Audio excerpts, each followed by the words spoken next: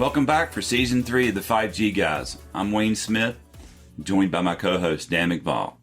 Hey, Wayne. Hey, everyone. Welcome back. Great to be back for a new season, kicking off third season of the podcast. Today, we're kicking off this first episode with our guest, Jason Jennings. Jason is currently the general manager of the digital integration group at Mortenson.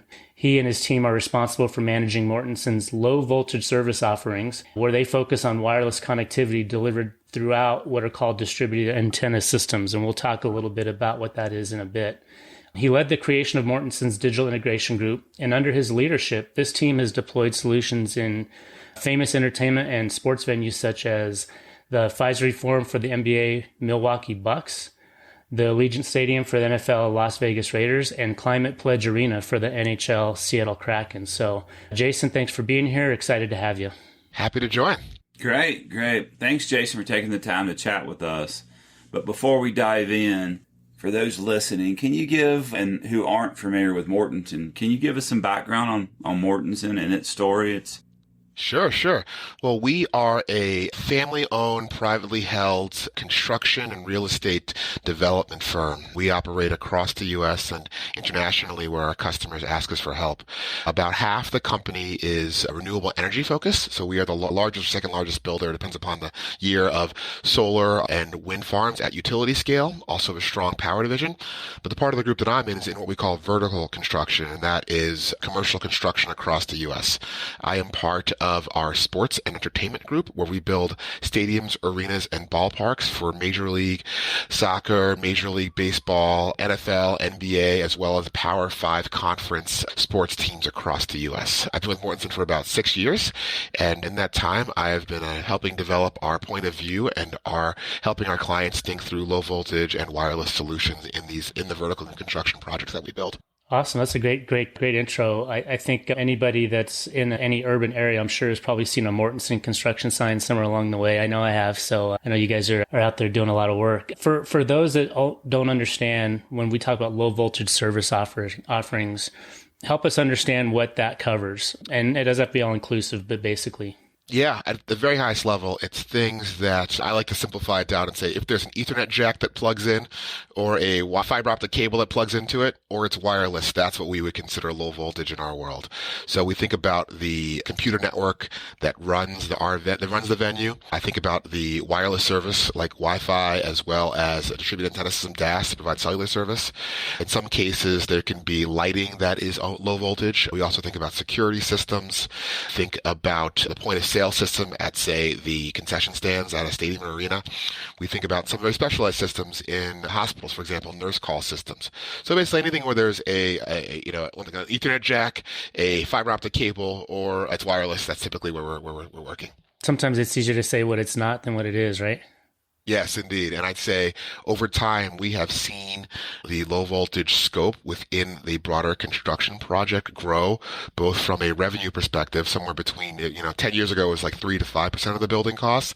Now we're seeing it anywhere from 7 to 15% of the total building costs. That varies across building type, but it's growing in terms of dollar value, as well as overall importance to the customer and to the building users themselves. It is a critical piece of infrastructure that really impacts how building users experience the built environment, as we'd say. So if you walk into a building and your phone doesn't work, you got a problem. That's a problem we are trying to solve. Got it. And at the beginning, we talked about distributed antenna systems. I think this would be a good opportunity to help our audience understand what that means. So when you walk into a building that has a wireless system that's augmenting coverage, the way that's typically done, but not always, but it's typically done these days by taking a signal, let's say a cellular signal, whether it's an outside signal that we're reamplifying to enhance it in the building, or a dedicated cell site, and we're distributing that radio frequency through the building through some system of cabling and antennas, where we've got multiple antennas spaced throughout the building,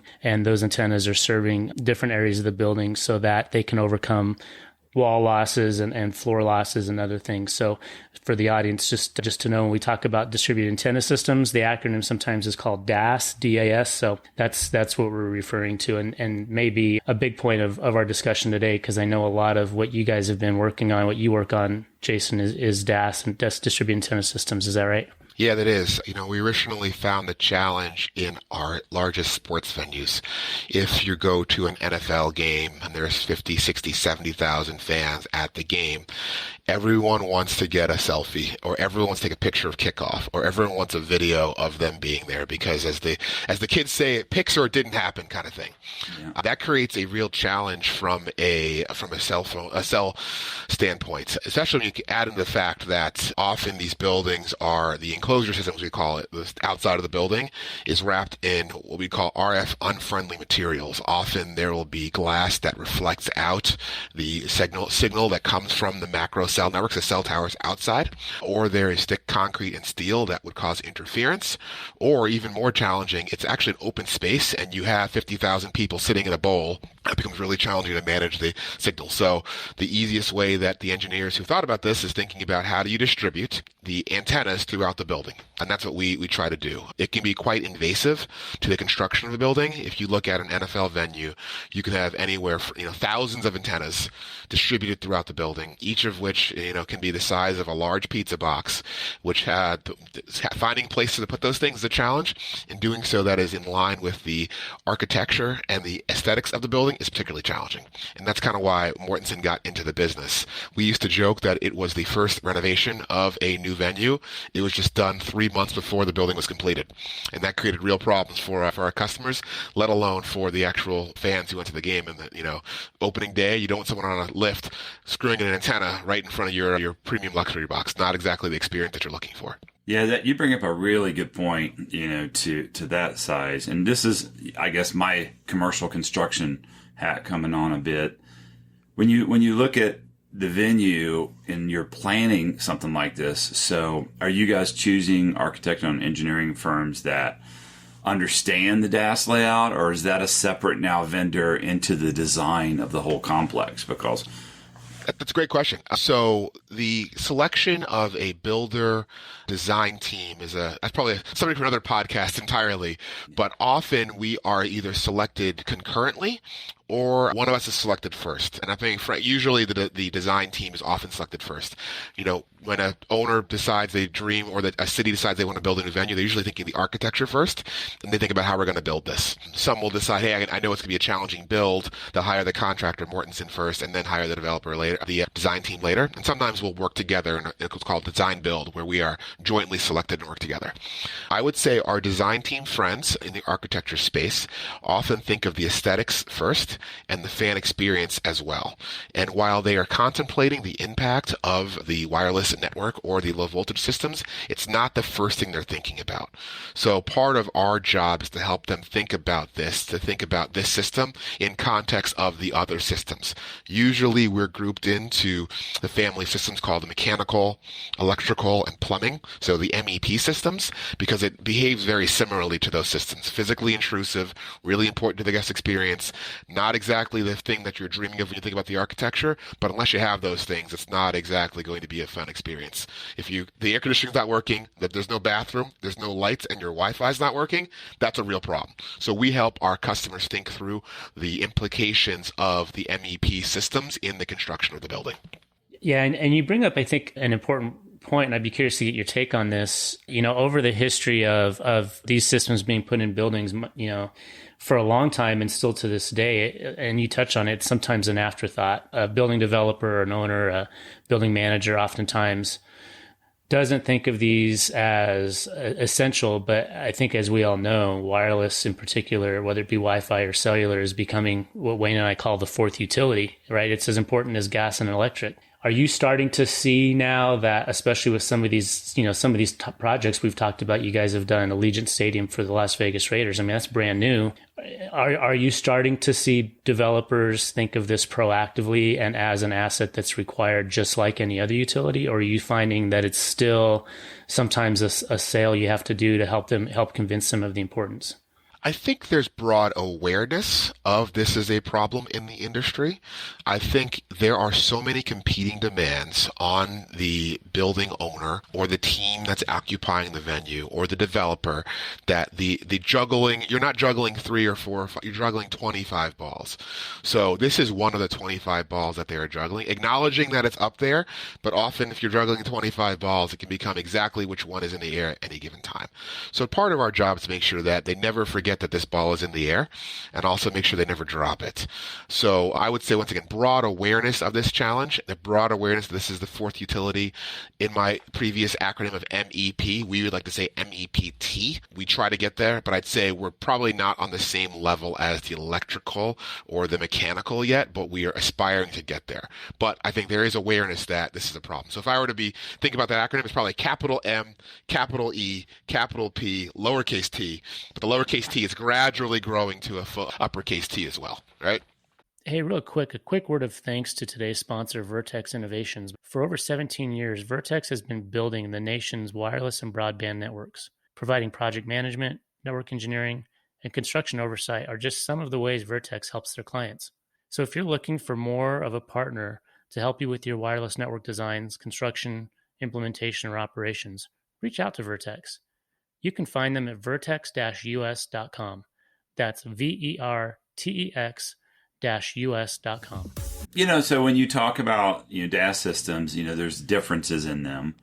In the large venue, is it always one placement is optimal and the term neutral host?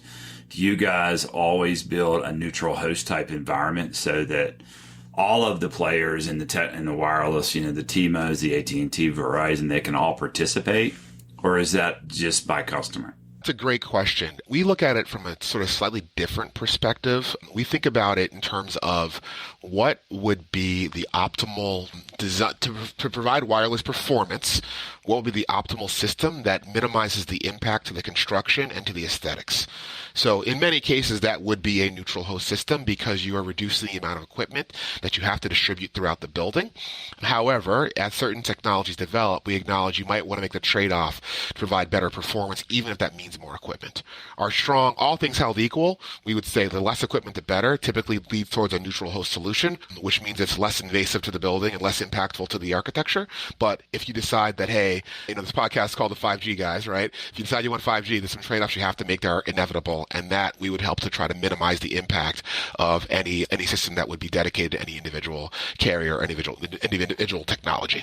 Yeah, and to I think it's probably pretty clear, but to clarify for our listeners, by neutral host, what we mean is it's one system built to be shared with multiple carriers. It could be 2, it could be 5, and you can run multiple services. Doesn't necessarily even have to just be cellular on that system, although that's traditionally the case, right? Yeah. And I'd say to that end, once again, in our point of view, the less stuff, the better.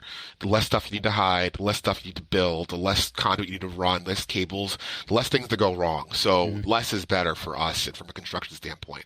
But we acknowledge there are inevitable trade-offs, and all things are never equal. So how do you think about providing the best solution in context of the constraints that you have for a particular project? Right. And for those that may have listened to some of our earlier episodes, we had an episode I can't remember if it was season 1 or 2 with Chris from Comba, and we were talking about the use of distributed antenna systems for public safety radios, first responder radios, right? That's a similar use case, but very different justification. In many cities around the country, it's required by a code that system be put in to make sure that first responder radios work in that venue.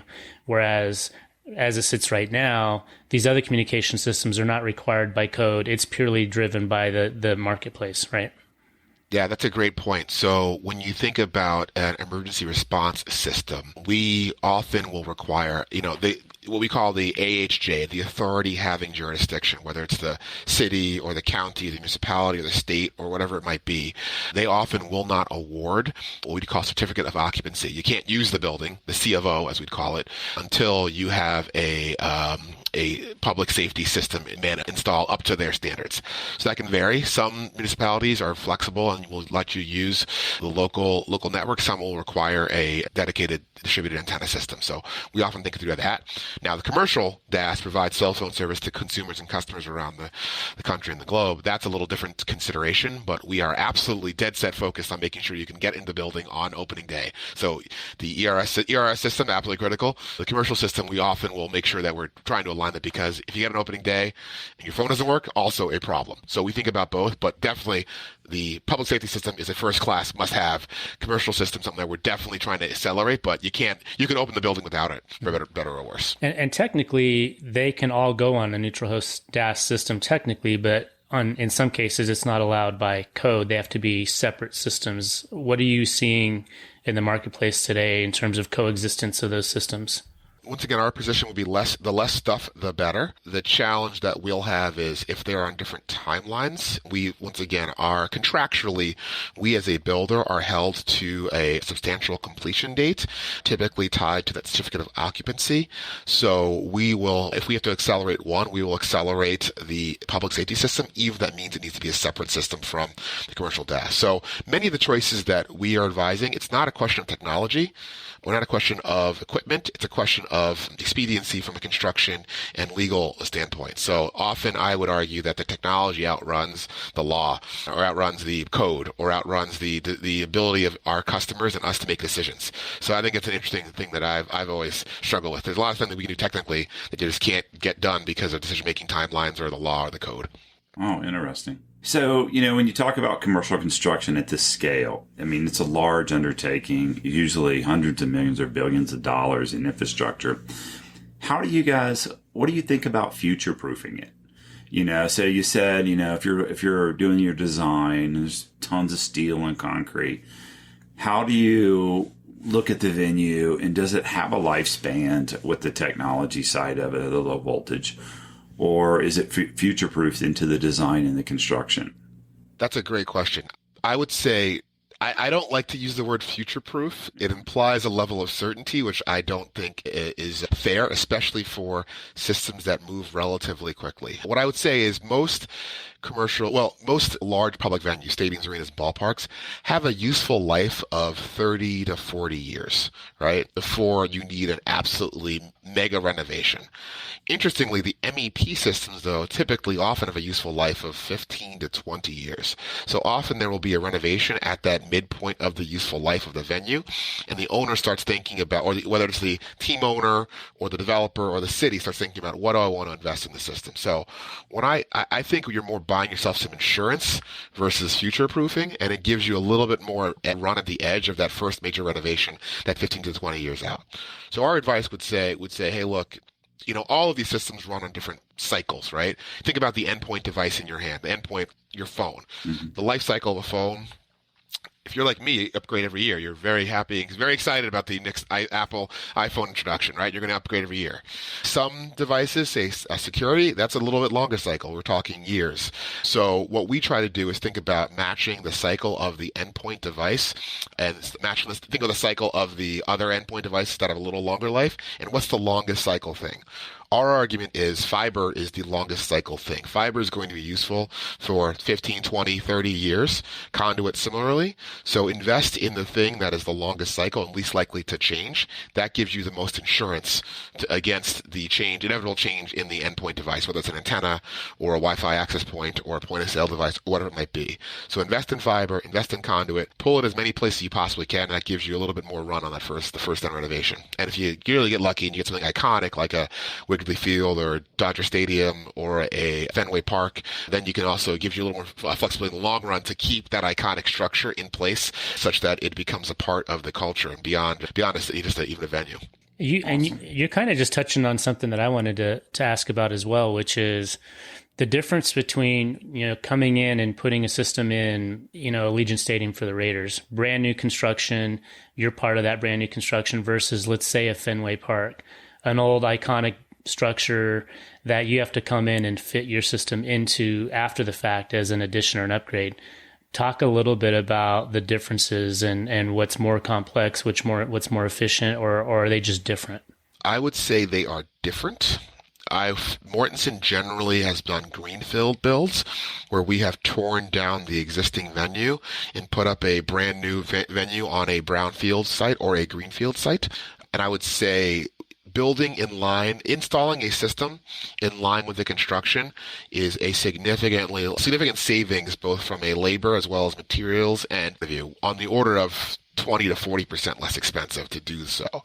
And what drives that is essentially, if you wait till the last second, typically you're going to need to run overtime and to compress your schedule to get the system in. So in my joke earlier around the first renovation done in the last 3 months, if you can stretch that time out over, instead of being the last 3 months, over the 24 months or 12 months, you get a lot more flexibility from your labor standpoint. Secondly, we reduce what we'd call rework costs. So if you don't put and design the system in line with the construction of the building, typically you're going to need to go and put the antenna in or the conduit in someplace that was already finished. So our nightmare is you don't decide for a system. We finished the most expensive per square foot spaces in the building. Think the premium boxes, luxury boxes, the premium clubs. The system gets jammed in there at the very end. You have to go tear out the Brazilian teak hardwood and the polished wood that was polished with unicorn tears. That's typically very expensive from a material standpoint. So our argument would be that you design in the system so we don't have to cut up the beautiful wood that you put in, or tear up the terrazzo floors, or attach ugly conduit to the Italian applied plaster, those sorts of things. And those savings can be significant from a construction standpoint. I will say that also our experience as well, perspective of system owners, typically if we plan that way, you get better performance because you can have a debate before the concrete is poured, before the steel is erected, on where the antenna should go, so you can sort of better model the rest of the antennas in terms of their performance and how you actually model the system. Yeah, that's a great point. Are you using 3D technologies in like Revit or those kind of tools with your DAS and community and low voltage systems as they do in other trades? That's a great question. So yes, we will have a building model, the BIM model, building information model, where we will plan the building, not even in 3D, actually in 4D. So we say is over time, how will the building construct? The typical construction time frame for a large public venue is anywhere between 27 to 40 months. So we can go down to the day and sometimes down to the hour by system to show what should be installed from the moment that you start digging the hole to the very substantial completion. And we model every system that we can in this. What's interesting is the software that's often used for modeling wireless systems, it's a piece of software called IBWave, doesn't necessarily play as well with some of the existing building information models as you might think. So we're often we have a team of dedicated construction modeling professionals who will hand place in the model where the antennas go, but the actual RF propagation doesn't actually live in Revit. So there's a lot of translation between what the IBWave file says, what the Revit model says, and what our 4D model will say, and kind of when you want to install things and where. So you kind of have to imagine what the RF propagation looks like. And if anyone from IBWave is listening, we'd love to talk more about this one because of the problems we have to deal with every day. We'd love to get around that problem, right? Yeah.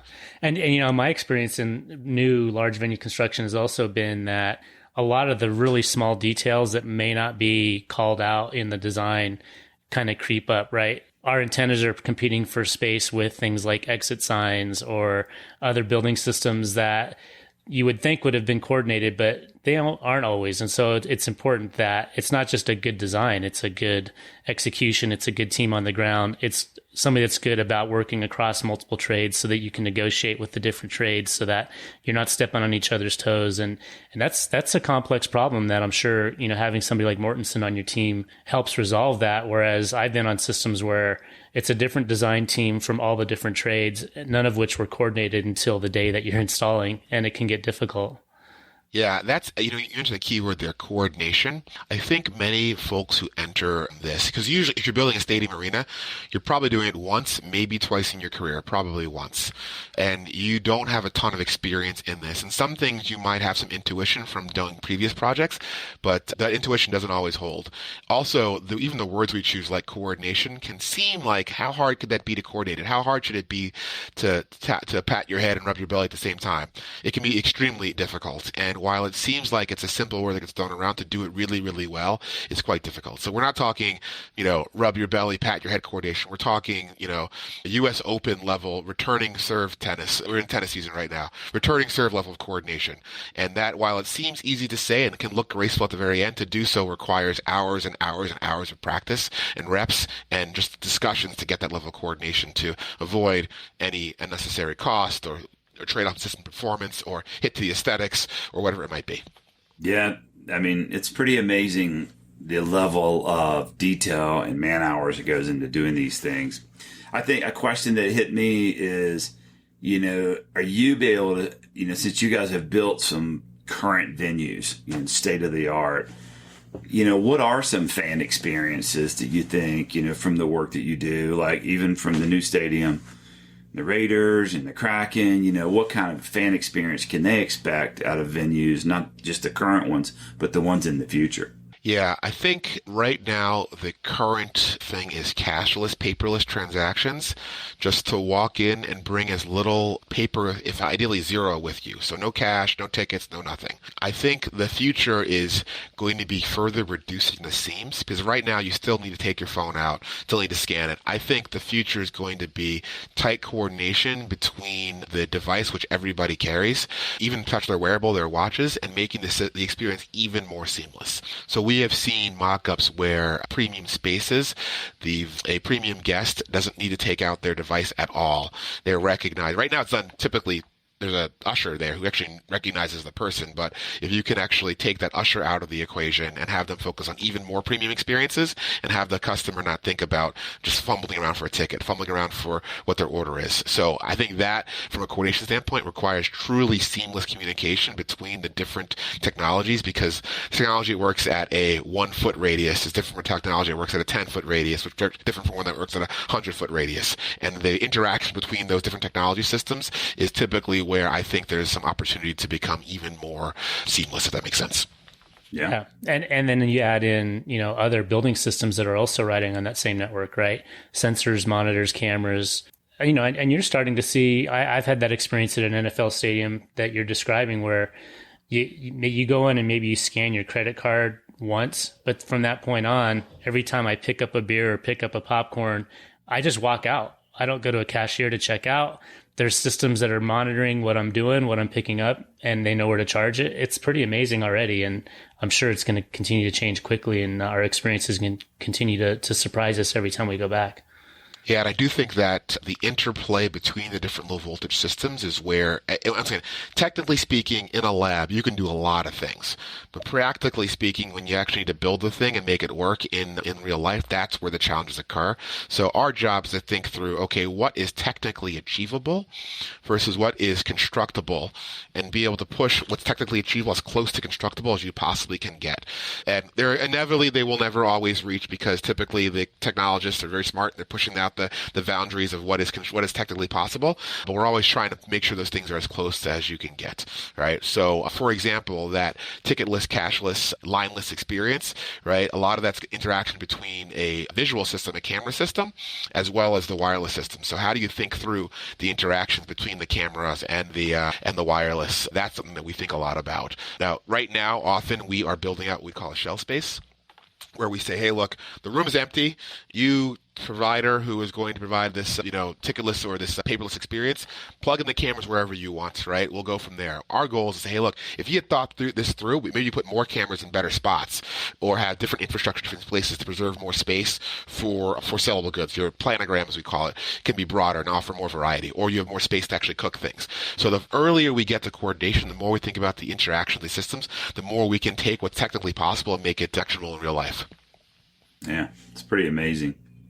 Wow. Well, listen, Jason, this has been awesome. I think this really helps us understand the direction things are going. And I would expect that over time, we'll start to see these types of intelligence systems penetrate further down into the building environments that we all visit, right? You're focused on entertainment and sports, but I imagine that we're going to start seeing more and more of this in Class A, Class B office buildings, things of that nature. And they already are, right? Absolutely, yeah. They already are. I would say Class A office space, it is an expectation that you have seamless wireless without.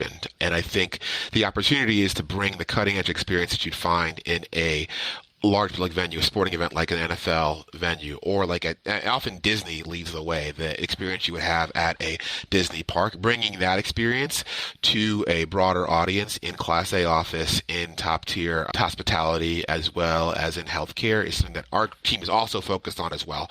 We just find that the biggest, hairiest challenges are in the sports space, and the challenge of delivering a capacity solution for as many people as you can see. If you can make it work in a baseball stadium or in a Major League Soccer venue or an NFL stadium or a NBA stadium arena, you can make it work in a venue. So we try to cut our teeth and do the hardest ones and then bring it beyond there. So we have a lot of fun with that.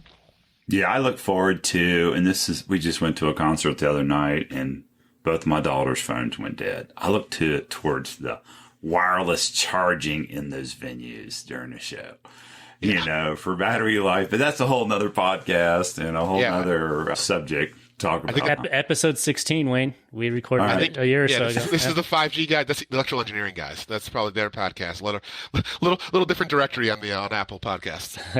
Yeah, for sure. Well, thanks. Dan, I'll let you wrap it up. This has been a great so much great information. I think our listeners will really enjoy this one. Yeah, thanks, Jason. I really appreciate it. And, just to remind everybody, I know it's been a minute since our last season, but always connect with us on 5gguys.com. We're on all the social media platforms. Just look for 5G Guys and you'll find us. I've been getting a lot of great feedback during the off season, if you will, between last season and this episode season. Have some of the content we're working on is from listeners like you that have reached out to us with ideas. So keep them coming. And Jason, thanks again. And I look forward to catching up down the road on some of the other things you guys are doing. It's been great. Thank you. Thanks for having me. Yeah, Jason, where can people find you at, or Mortenson? It's a good... Yeah, you can find us at Mortenson, MORTENSON.com. We have a page on our website titled Digital Integration, and that's the group that I work with, and we also think about our sports entertainment practice. So if you ever want to build a new stadium, anyone out there, please give me a call, or build a new DAS. I'm happy to help. All right? We'll put a link in the show notes, Jason. Thanks a lot. Awesome. Thank you. Thanks. Yeah. Thanks for listening to the 5G Guys.